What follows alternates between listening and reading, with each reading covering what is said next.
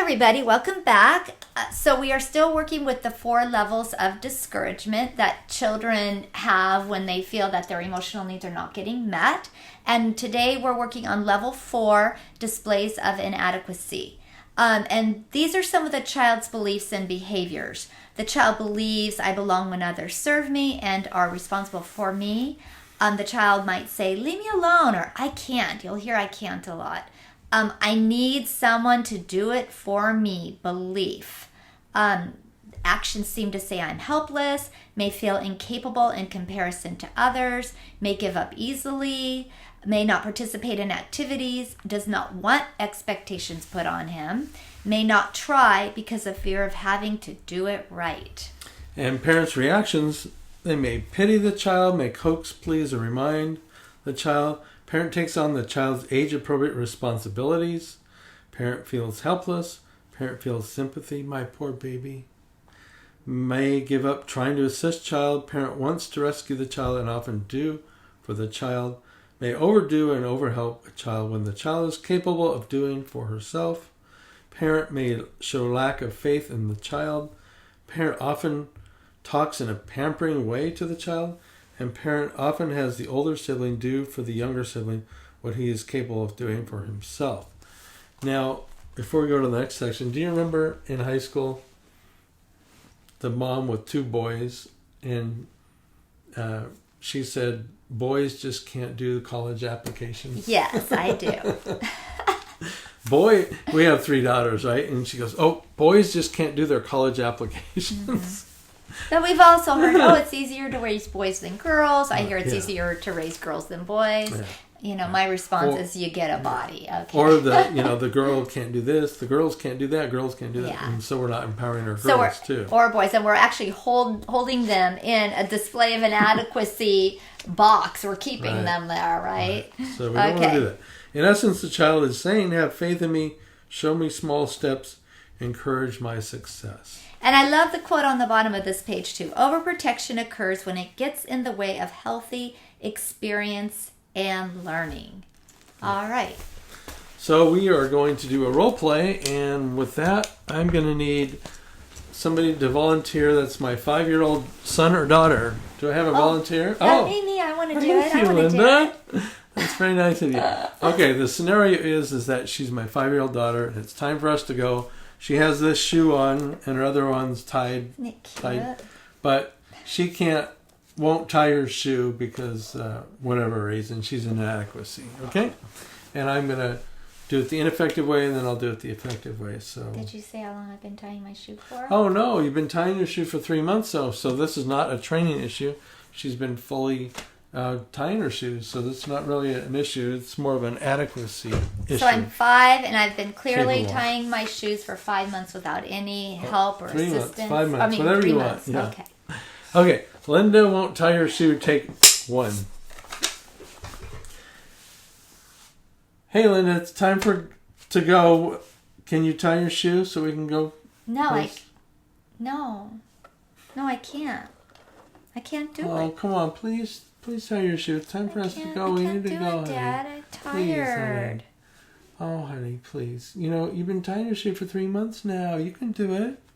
I'm tired, Daddy. I colored all those pictures this morning. My hands are tired now. I can't do it. Oh, you're tired. Okay. You know what? Okay, I'm just going to do it this one time, but you're going to have to start tying your shoe, okay? Thank you, Daddy. Yeah. You're nice, Daddy. Yeah. Thank you. You really need to tie your shoes, though. Okay. Cut. All right. So what did you do to convince me to tie your shoe? Well, I said I can't, and I acted small and weak. I was trying to get you to feel sorry for me and to have pity for me. And I was playing into, I'm your little girl.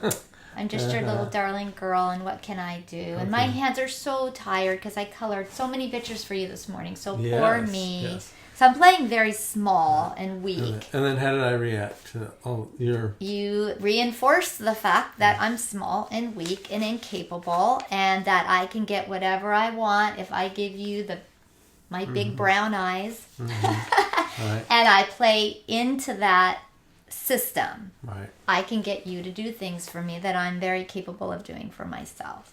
So I'm kind of learning to manipulate you, really. Remember the see, do, get that we talked about in the beginning of the course, where I'm seeing her as incapable, so she's just feeding back to me my perception of her. Yes, I'm actually behaviorally giving you the very behaviors that you're looking for. Exactly.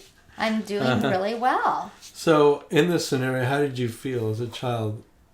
I felt really small, and I did feel weak, and I almost felt like you were encouraging me to stay small and weak. I felt like there was a part of you that kind of wanted to rescue me, or felt like you were happy that I needed you. Okay, interesting. Because I'm 5 now, and I'm getting older, and, I can do all kinds of things for myself. So I felt like you kind of liked it. Okay. And how did you feel about me? Well, I felt like I could manipulate you and get things out of you whenever I want to, if I act that way. That's a clear go-to if I want you to do something for me, or I ask you for something, or it could even translate into, why you should buy me a car when I'm 16, or all kinds of goodies, all kinds of ways. You know how to I know how to work the system. Well, it's not even, I think it's the system that I've created. Yeah. Mm-hmm. So how do parents usually react to children in this communication goal or this discouragement level? Often talk in pampering ways, make few demands, often does the task for the child, coaxes the child a lot, and feels sorry for the child. Mm-hmm. Okay, so we're going to do this again, and again you're going to resist tying your shoe. Okay. But let's do this again. Linda won't tie her shoe. Take 2. Hey, Linda, it's time for us to go. It's time for you to tie your shoe. I can't. I'm not going to. I don't want to. What's going on? I don't feel like it. I can't do it, Daddy. I want you to do it. You do it for me. I'm just tired. Oh, it's overwhelming for you right now? Yes. It's just too big. It's overwhelming. Oh. It's too big. I get tired of doing it. I wish I had Velcro shoes. So much easier. You miss your Velcro shoes. Yeah. That makes sense. I want my Velcros. You get tired of tying those. It takes too long. It's too hard. Oh, yeah. What part can you do? Well, I can pick them up like this. Go like that. That's a start. You have enough energy for that? How about the next step? No. I do like this little curly thing. I'll feed that through there. But that's it. I'm not doing anymore. I'm tired. Doesn't matter. Okay. So it's not important for you to tie your shoes? Yeah. Right? Okay. That's fine. We'll get in the car, and at some point you can tie your shoe, and we'll go out and go to the park. Okay. So I know you can do it. I have faith in you. Okay. Here we go. Let's go to the van. Dee. Okay. Cut. All right. How did that go this time? How did you feel? I felt more... Well, I actually felt empowered in that I feel like I don't want to tie my shoes. You didn't do it for me, so you're not taking the power away from that. I didn't feel... like you were making... I didn't feel small and weak and incapable. I felt empowered that I was choosing not to tie my shoes, even though I know how to do it. I know how to do it. And you weren't going to do it for me, and that felt good. So it wasn't like condescending or keeping me small or anything. It's just a clear choice I'm making. It was your challenge to keep in your area of it's my responsibility. Problem. Right. Yeah. Okay. How did you feel? I think it's how do I feel about you? Yeah. Okay. How did you feel about I felt like I wasn't going to manipulate you. I wasn't mad at you. I like you. I actually felt like you did have faith in me, and that you felt like you didn't want to strip me of my power, and that I'm making a decision right now. I'm making a choice right now. and that it's an age-appropriate choice. Right. And so actually, you're actually keeping me capable. You had a sense of that you're a capable person. Okay. I know you've got this. You can do it if you want to. So the first scenario, she's learning that at some point I'm going to come in and help her, even though she's capable. Mm-hmm. This time you're learning you can express your feelings, and I'll be there and support you emotionally, but not physically do it for you. Right. Yeah. And I did feel emotional support, and I felt he had faith in me. And the big piece around this is that he's not going to do it for me.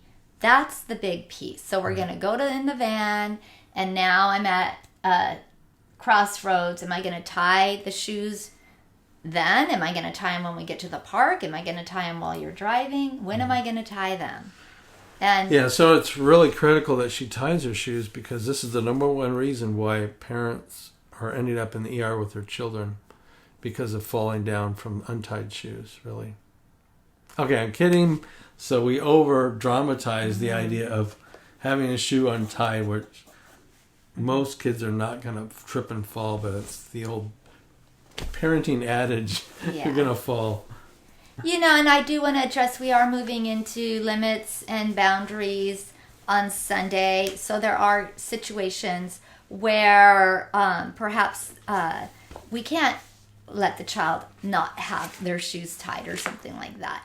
But it's really about being very clear on when we're making them, when we know they're in inadequacy and we're feeding into it, and when we're not.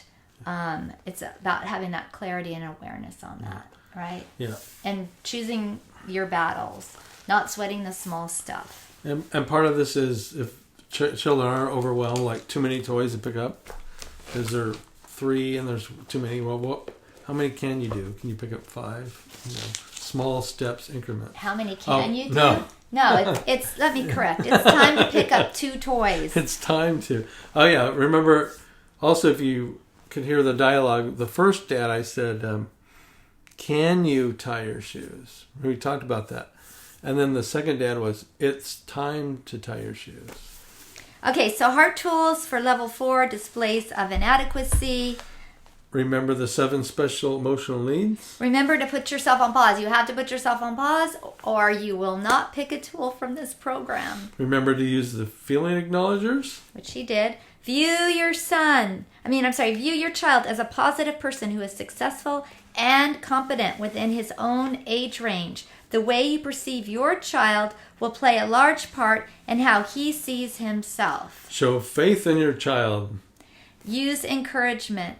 Avoid doing for your child what she can do for herself. Encourage small successes. Ask, what part can you do? So when you have a child who is in displays of inadequacy and they seem overwhelmed, after you acknowledge feelings, a really great question to ask is, what part can you do? Even when it comes to schoolwork. I used to do that with my kids when I taught school. You know, what part can you do? Meaning, can you put your name on your paper? Can you put number 1? Because a lot of times when we start really small and the person just takes on a very, very tiny task, they get success from that, and then they feel like they can move on to the next piece. It's kind of called like a 3-foot toss. Mm-hmm. So that helps jumpstart that person. Allow plenty of time for your child to accomplish the task. This is one of the biggest mistakes parents do. You've not planned appropriately for your 2-year-old, 3-year-old, 4-year-old, and you're on adult time instead of child time. Mm-hmm. So really make sure you're on child time and not adult time. Give plenty of time. Avoid rescuing your child. Notice in the second one, he didn't rescue me. He showed faith in me. Avoid asking other siblings, children, or adults to rescue your child. Model and create your own positive mantra, and encourage your child to create one too. For example, I'm a can-do girl. So when your child's feeling discouraged, they have a little mantra they could say to themselves. But you have to have one for yourself too that you're modeling, and share that with your child. Mm-hmm. And, you know, I have a can-do daughter too. Give your child new small tasks that you know he can accomplish successfully. Be aware of your projections again, and apologize only after acknowledging feelings, and then take responsibility for how you have co-created the challenge, because we're always co-creating. And that goes for teens or even adult children that we have. Like if parents come to us and they've overdone for their children, they need to take responsibility for that. I've contributed to your inadequacy. And I love the quote, when we give children advice or instant solutions, we deprive them of the experience that comes from wrestling with their own problems. Wrestling with a problem is a good thing. Adele Faber and Elaine Maslach. It builds the muscle of solving my own problems. Okay, next page. Okay. You're on the right track when child behaviors are withdraw in need of some self-calming time, attempts to solve own problems, self-evaluation, becomes centered, finds peace within, positive self-talk, creative problem solver, does not give up, feels adequate and capable, has faith in self, owns a can-do attitude, feels courageous and strong. And the parent's response models and supports the value of self-calming. Parent uses encouragement. Parent models feelings of peace and centeredness. Parent encourages creative problem solving. Parent has faith in the child to do age-appropriate responsibilities. And you don't take it back. Once you give it, you don't take it back. Parent allows plenty of age-appropriate time to complete a task. Children are slow by nature. They're dawdlers by nature. You have to create enough space and time for them to accomplish Mr. things. Rogers' time. Yes, he always talks very slowly. That's the level that children listen at. Family has a can-do attitude. In essence, the child is saying, I need self-calming, I believe in myself, and I think I can. So, that ends level 4, displays of inadequacy. And when we see you on Sunday, we will recap a little bit and complete this section and take any questions you have. And then we're moving on to boundaries, limits, and sibling rivalry. Yep. Okay, we'll see you Sunday. Thank you. Bye.